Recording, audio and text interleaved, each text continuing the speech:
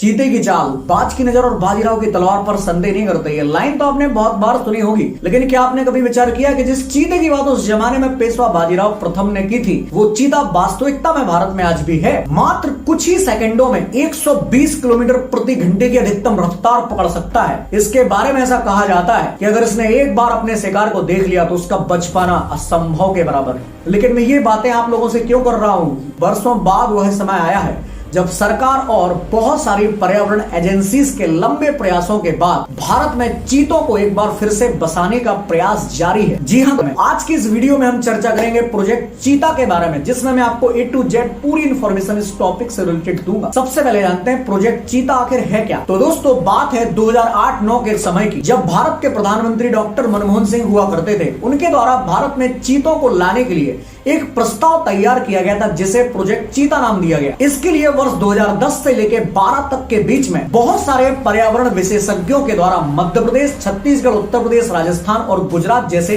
राज्यों की लगभग 10 के करीब साइट पर बाघों को बसाने के लिए सर्वेक्षण कार्य शुरू हुआ और आखिर में सिलेक्ट किया गया मध्य प्रदेश का कूनो पालपुर राष्ट्रीय उद्यान का क्षेत्र, जो बाघों को बसाने के लिए उपयुक्त क्षेत्र था। बस फिर क्या था, अफ्रीका के नामीबिया नाम के देश के साथ सरकार ने MOU साइन किया और नामीबिया देश ने मंजूरी दी कि हम भारत को प्रतिवर्ष लगभग 10 के करीब चीते भेजेंगे अगले 10 सालों तक। इसके लिए 2021-22 से लेकर 2025-26 तक भारत सरकार ने प्रोजेक्ट चीता के लिए लगभग 38 करोड़ 70 लाख रुपए सैंक्शन कर दिए और बीते वर्ष 17 सितंबर 2022 को 8 चीतों को नामीबिया से भारत लाया गया, जिनमें 5 मादा और 3 नर शामिल थे। इसके बाद फरवरी 2023 में भी दूसरे चरण के अंतर्गत 12 चीतों को कूनो पालपुर राष्ट्रीय उद्यान लाया गया है, जिस सेरेमनी को हाल ही में प्रधानमंत्री मोदी जी के द्वारा संपन्न किया गया था। राष्ट्रीय उद्यान में इनको छोड़ने के साथ ही इन पर रेडियो फ्रीक्वेंसी कॉलर लगाए गए हैं, ताकि इनकी एक एक गतिविधि पर नजर रखी जा सके। साथ ही चीता मित्र नाम के कुछ लोगों के संगठन बनाए गए हैं, ताकि वो इनकी गतिविधियों पर नजर रख सके और ध्यान रख सके कि इनको कोई नुकसान ना हो। बात करते हैं कि इन चीतों को भारत में लाने की जरूरत क्यों पड़ी। तो एक जमाना था मराठों का, जिस जमाने में लगभग भारत में 1000 के करीब चीते मौजूद थे, लेकिन राजाओं के नवाबी शौक, उनके शिकार और शिकार के लिए उनको पालतू बनाने के कारण चीतों की संख्या भारत में लगातार कम होती गई और आखिर में ताबूत में आखिरी कील ठोकने का काम किया कोरिया रियासत के। जी हाँ दोस्तों, दक्षिण कोरिया नहीं, छत्तीसगढ़ का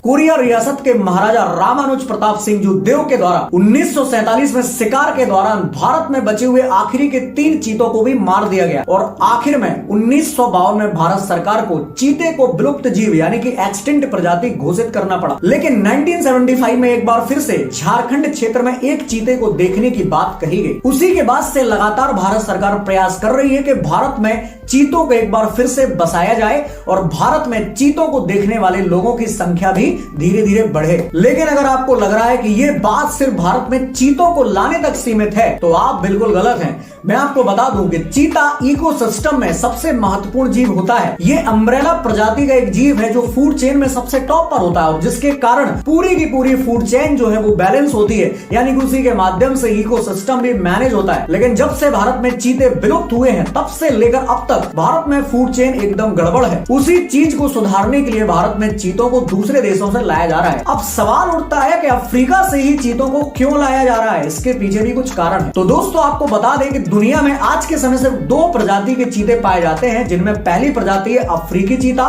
और दूसरी प्रजाति है एशियाई चीता। दुनिया भर के लगभग 7000 चीतों में से 100 चीते तो सिर्फ एशियाई प्रजाति के हैं, जो ईरान में पाए जाते हैं, और बाकी बचे हुए ज्यादातर चीतों में अधिकतम संख्या जो है वो अफ्रीका के साउथ अफ्रीका, नामीबिया और बोत्सवाना जैसे देशों में मौजूद है। इन सब में जो नामीबिया देश के चीते हैं वो भारत के वातावरण के एकदम अनुकूल हैं, इसीलिए निर्धारित किया गया कि भैया हम नामीबिया देश से ही चीतों को बुलाएंगे। अब सवाल उठता है कि कूनो नेशनल पार्क में ऐसा क्या है कि भैया यहीं पर चीते बसाए जाएंगे। तो इसके पीछे का साइंस भी जान लो। तो चीतों को रहने के लिए कुछ खास स्थितियां जरूरी हैं, जिनमें थोड़ी ऊंचाई वाले घास के मैदान, जहां पर वनों की संख्या ज्यादा ना हो। गर्मियों में 42 डिग्री के आसपास का टेम्परेचर, सर्दियों में 6 से 7 डिग्री के आसपास का टेम्परेचर और बरसात में बहुत ज्यादा नमी ना हो, यानी कि 75 सेंटीमीटर के आसपास की वर्षा इनके रहने के लिए सबसे बेहतर है। साथ ही शिकार के लिए इन्हें चाहिए विशाल क्षेत्र, और ये सारी खूबियां हैं कूनो राष्ट्रीय उद्यान और उसके आसपास के क्षेत्र में, जहां पर चीतों को शिकार के लिए लगभग 750 वर्ग किलोमीटर का क्षेत्र मिलेगा। उसी के आसपास में लगा हुआ चंबल का क्षेत्र इनके शिकार के लिए बेहतर क्षेत्र है, जहां पर कम ढलान वाली पहाड़ियां मौजूद हैं। अब इस पूरी पंचायत से हम सभी को क्या फायदा, इस पर भी एक नजर डालते हैं। तो दोस्तों आपको बता दें कि ऐसी नोटिक्स जुबिटस प्रजाति का यह जीव, जिसे किलिंग मशीन के नाम से जाना जाता है, अगर यह जीव भारत आता है तो भारत दुनिया का एकमात्र ऐसा देश बन जाएगा जहां पर 5 बड़ी बिल्लियों की प्रजातियां, जिनमें शेर, बाघ, तेंदुआ, हिम तेंदुआ और चीता मौजूद है, उनमें शामिल हो जाएगा। साथ ही चीता के आने से भारत में पर्यटन को भी बढ़ावा मिलेगा और सबसे महत्वपूर्ण, भारत में इकोसिस्टम यानी कि फूड चेन भी बैलेंस होगी। इस पूरे मुद्दे पर आप सभी की क्या राय है, कमेंट में मुझे जरूर बताएं, और साथ ही मुझे कमेंट में यह भी बताएं कि भारत के ऐसे कौन कौन से जीव है जो भारत में वर्तमान में एक्सटेंट यानी कि विलुप्त हो चुके हैं। मुझे आप सभी लोगों के कमेंट का रहेगा इंतजार। अपना और अपने परिवार का ख्याल रखें। जाने से पहले चैनल को जरूर करें सब्सक्राइब।